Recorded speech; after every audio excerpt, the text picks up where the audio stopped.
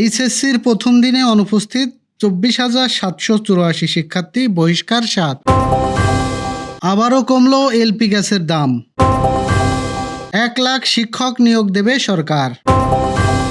বিশ্ববাজারে সোনার দামে বড় লাভ। হাম ও হামের উপসর্গ নিয়ে একদিনে 5 শিশুর মৃত্যু। 8 অঞ্চলে ঝড়ো হাওয়া সহ বজ্রবৃষ্টির পূর্বাভাস। কেপ ভার্দের কাছে হারবে আর্জেন্টিনা, মন্তব্য তিমুর লেস্তের প্রেসিডেন্টের। দর্শক, শুনছিলেন সন্ধ্যার খবরের প্রধান শিরোনাম, এবার বিস্তারিত। তার আগে আমাদের ইউটিউব চ্যানেল সাবস্ক্রাইব করুন এবং সব খবর পেতে ফেসবুক পেজ ফলো করে রাখার পাশাপাশি ওয়েবসাইট ভিজিট করুন। এইচএসসি সমমান পরীক্ষার প্রথম দিনে 24,784 জন শিক্ষার্থী অনুপস্থিত ছিলেন। প্রথম দিনের পরীক্ষা শেষে এ তথ্য জানিয়েছেন আন্তঃশিক্ষা বোর্ড সমন্বয় কমিটি। কমিটির তথ্য অনুযায়ী প্রথম দিনে অসৎ উপায় অবলম্বনের দায়ে 7 শিক্ষার্থীকে বহিষ্কার করা হয়েছে। এর মধ্যে রয়েছে যশোরের 2, কুমিল্লার 1, দিনাজপুরের 1 ও ময়মনসিংহের 1 শিক্ষার্থী। বৃহস্পতিবার সকাল 10টায় বাংলা প্রথম পত্রের মাধ্যমে এসএসসি পরীক্ষা শুরু হয়ে দুপুর 1টায় শেষ হয়। 9টি শিক্ষা বোর্ডে এসএসসির প্রথম পত্র পরীক্ষায় অংশ নেয় 8,38,864 জন। অনুপস্থিত ছিলেন 17,233 জন। অন্যদিকে মাদ্রাসা বোর্ডে আলিম পরীক্ষায় কুরআন মাজিদ বিষয়ে অংশ নেয় 80,653 জন। অনুপস্থিত ছিল 4,478 জন।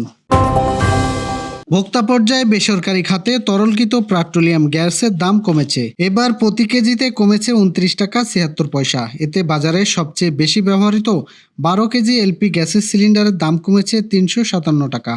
এর আগে গত মাসে কমেছিল 55 টাকা। এখন নতুন দাম করা হয়েছে 1,528 টাকা। এছাড়াও অটো গ্যাসের দাম 86 টাকা 93 পয়সা থেকে কমিয়ে 70 টাকা 40 পয়সা নির্ধারণ করা হয়েছে। বৃহস্পতিবার নতুন দর ঘোষণা করেন বাংলাদেশ এনার্জি রেগুলেটরি কমিশন। আজ সন্ধ্যা থেকেই কার্যকর হবে। মধ্যপ্রাচ্যের যুদ্ধ থামার পর নিজের বিশ্ববাজারে এলপি গ্যাসের দাম কমতে শুরু করে। বিআরসি বলছে বাজারে বিভিন্ন আকারের এলপি গ্যাসের সিলিন্ডার পাওয়া যায়। এখন থেকে প্রতি গ্যাস এলপি গ্যাসের দাম 127 টাকা 30 পয়সা। এ হিসাবে বিভিন্ন আকারে এলপি গ্যাসের দাম নির্ধারণ করা হবে। এর আগে ছিল 157 টাকা 6 পয়সা। 1 লাখেরও বেশি নতুন শিক্ষক নিয়োগের পরিকল্পনার কথা জানিয়েছেন শিক্ষা ও প্রাথমিক গণশিক্ষা মন্ত্রী আনম এহসানুল হক মিলন। তিনি বলেছেন, সরকারি প্রাথমিক বিদ্যালয়ে 32,500 জন, প্রধান শিক্ষক ও বিভিন্ন বেসরকারি এমপিওভুক্ত শিক্ষা প্রতিষ্ঠানের প্রায় 70,000 শিক্ষক প্রভাষক নিয়োগের পরিকল্পনা রয়েছে। বৃহস্পতিবার রাজধানীর হোটেল ইন্টারকন্টিনেন্টাল ইউনেস্কো আয়োজিত গোল table partnership for education system information grant of multiple grant for Bangladesh শীর্ষক অনুষ্ঠানে তিনি এসব কথা বলেন। এহসানুল হক মিলন বলেন, আমার কাছে আরও একটি সুসংবাদ রয়েছে। প্রাথমিক বিদ্যালয়ে 32,500 জন প্রধান শিক্ষক নিয়োগের বিষয়ে আপিল বিভাগের রায় ঘোষণা করেছে। বিভাগটি আমাদের আপিল গ্রহণ করেছেন। আমরা এখন 32,500 জন প্রধান শিক্ষক নিয়োগ করতে পারবো। তিনি বলেন, এর সঙ্গে আরও প্রায় 70,000 জন অন্তর্ভুক্ত করা যেতে পারে। এটি আমাদের জন্য একটি বড় খবর। যুক্তরাষ্ট্রের রকিসি কর্মস্থানের গুরুত্বপূর্ণ তথ্য প্রকাশের আগে দেশটির কেন্দ্রীয় ব্যাংক ফেডারেল রিজার্ভের প্রধান স্বস্তিদায়ক বক্তব্যে জ্বালানি তেলের বাজার নিম্নমুখী হওয়ায় বিশ্ববাজারে সোনার দামে বড় ঊর্ধ্বগতি দেখা গেছে। বৃহস্পতিবার বাংলাদেশ সময় দুপুর 2:55 স্পট মার্কেটে সোনার দাম 1.2% বেড়ে প্রতি আউন্স 4,078.25 ডলারে দাঁড়িয়েছে। এর আগে সরবরাহযোগ্য মার্কিন গোল্ড ফিচার্সের দাম 0.2% বেড়ে আউন্স 4,090.70 ডলারে পৌঁছে। টুডু.com সিনিয়র মার্কেটে অ্যানালাইসিস নিকো বার্তা সংস্থা রয়টার্সকে বলেন, ইউরোপীয় কেন্দ্র ব্যাংক ফোরামের হেড চেয়ারম্যান কেভিন ওয়ারাস কিছুটা নরম সুরে কথা বলেছেন।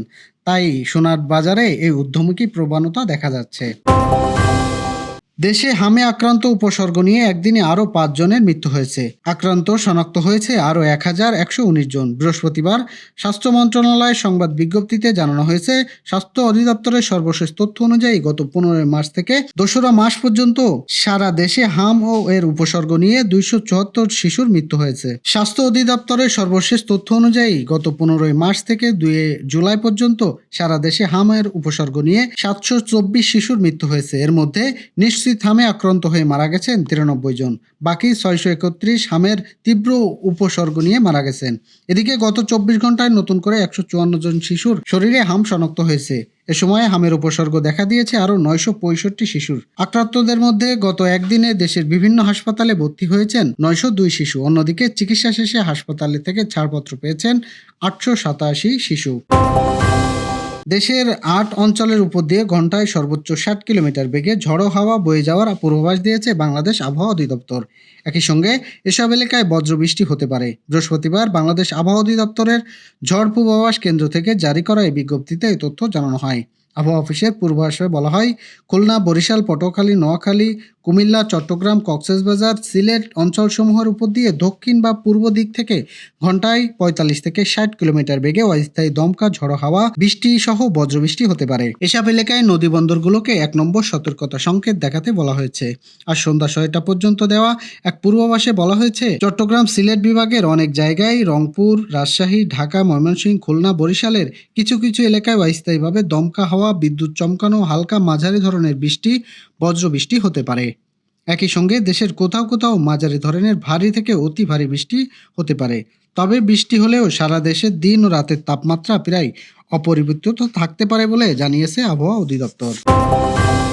২০২৬ সালে বিশ্বকাপের রাউন্ড অফ 32 এর নকআউট মঞ্চে চরম রোমাঞ্চের লড়াইয়ে অপেক্ষায় ফুটবল বিশ্ব। বর্তমান চ্যাম্পিয়ন আর্জেন্টিনার মুখোমুখি হচ্ছে এবারের আসরের বড় ডার্ক হর্স কেপ ভার্দে। কাগজে কলমে লিওনেল স্কালোনির দল যোজন যোজন এগিয়ে থাকলেও মাঠের লড়াইয়ে আগের মাঠের বাহিরে এক মন্তব্য তৈরি করেছে তুমুল উত্তেজনা। ফুটবল বিশ্বকে অবিশ্বাস্য অদ্ভুত ভবিষ্যৎবাণী করছে তিমুর লিস্তের প্রেসিডেন্ট সোলে ম্যানুয়েল রামোস হর্তো। আর্জেন্টিনা বা কেপ ভার্দের কোনো দেশের রাষ্ট্রপ্রধান না হয়ে আফ্রিকান দলটির এই অন্ধবিশ্বাস, অটল আস্থা, কিছু অদ্ভুত বৈজ্ঞানিক আধ্যাত্মিক যুক্তি দাঁড় করিয়ে ভাইরাল হয়েছেন। এই নোবেলজয়ী রাষ্ট্রপ্রধান তার সোজা সাপটা দাবি, এই নকআউট ম্যাচে চলতি বিশ্বকাপে লিওনেল মেসি ও তার দল প্রথম পরাজয়ের স্বাদ পেতে যাচ্ছে। বিশ্ব চ্যাম্পিয়ন আর্জেন্টাইনরা কোনোভাবেই রুখতে পারবে না কেপ ভার্দেকে। দর্শক, এই ছিল সন্ধ্যার আয়োজন। রাতের খবর দেখার আমন্ত্রণ জানাচ্ছি। এতক্ষণ সাথে থাকার জন্য ধন্যবাদ।